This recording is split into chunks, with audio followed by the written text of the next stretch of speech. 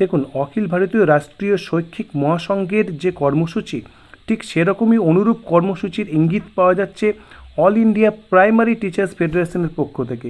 দেখুন, এখানে 12 জুন 2026 চিঠি করা হচ্ছে all office bearers of the AIPTF।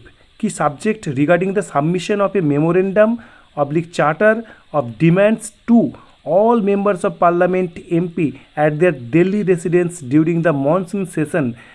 তার পাশাপাশি এখানে কি বলা হচ্ছে দেখুন, এখানে বলা হচ্ছে যে সমস্ত এমপিদের কিন্তু চিঠি দেওয়া হবে এবং সেটি ভিজিট করার মাধ্যমে দেওয়ার কথা বলা হচ্ছে অথবা ইমেলের মাধ্যমে দেওয়ার কথা বলা হচ্ছে, যেখানে দিল্লির রেসিডেন্সে যে মনসুন অধিবেশন চলবে সেই সময়ে বা তার আগে দেওয়ার কথা বলা হচ্ছে, যাতে টেট ম্যাটারের যে সিরিয়াস ইস্যু সেটি কোশ্চেন আওয়ারে ওঠে।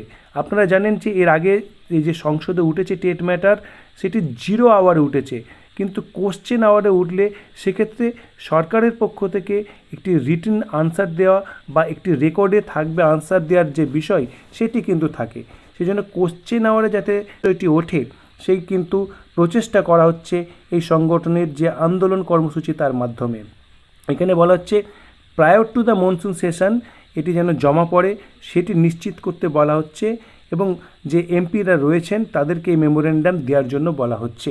অর্থাৎ সব দিক থেকে যেটি বোঝা যাচ্ছে, সকল সংগঠনের আন্দোলনের কর্মসূচি কিন্তু সেই একদিকে যাচ্ছে, সংসদের বাদল অধিবেশনকে টার্গেট করে সেখানে যাতে 8টি অ্যাক্টের কোনো অ্যামেন্ডমেন্ট আনা হয় সেটাই কিন্তু মূল ফোকাস, এবং যেটি অবশ্যই একটি বাস্তব এবং চিরস্থায়ী সলিউশন বলে মনে করা হচ্ছে।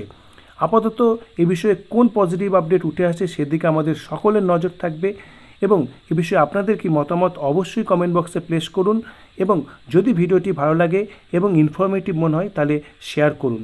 ধন্যবাদ।